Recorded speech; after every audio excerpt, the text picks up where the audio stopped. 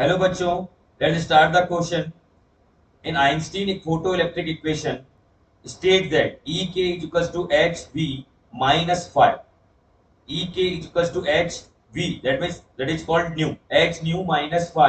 in this equation ek refers to, देखिए हमें पता है जब किसी आइंस्टीन इक्वेशन की बात करते हैं तो किसके रिगार्डिंग दी जाती है कि किसी मेटेलिक सरफेस से मान लीजिए इलेक्ट्रॉन्स हैं, उसकी सरफेस से इलेक्ट्रॉन्स को बाहर इमिट करवाना है।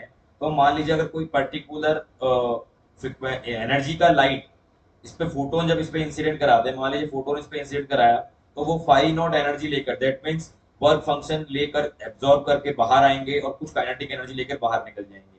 तो मान लीजिए इंसिडेंट एनर्जी जो है वो ई है, फाई नॉट हमारे वर्क फंक्शन है, और जो जिस एनर्जी के साथ में इलेक्ट्रॉन बाहर निकल रहे हैं उन्हें हम क्या बोल रहे हैं, ई के बोल रहे हैं। ये क्या हुआ, incident photon energy. This is over work function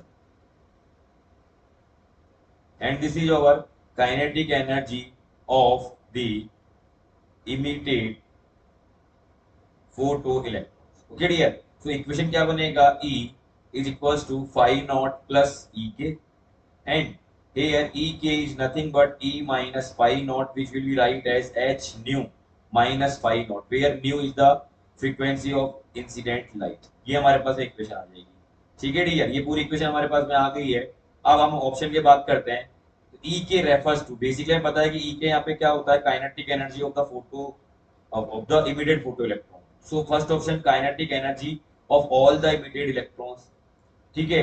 दूसरा है mean kinetic energy of the emitted electrons. Third है maximum kinetic energy of the emitted electrons and minimum kinetic energy of the emitted electron. तो देखिए dear, यहाँ पे जो भी electron होंगे आफ्टर वर्क फंक्शन के बाद सारी एनर्जी किसको मिल जाएगी, इन पर्टिकुलर इलेक्ट्रॉन्स को मिल जाएगी।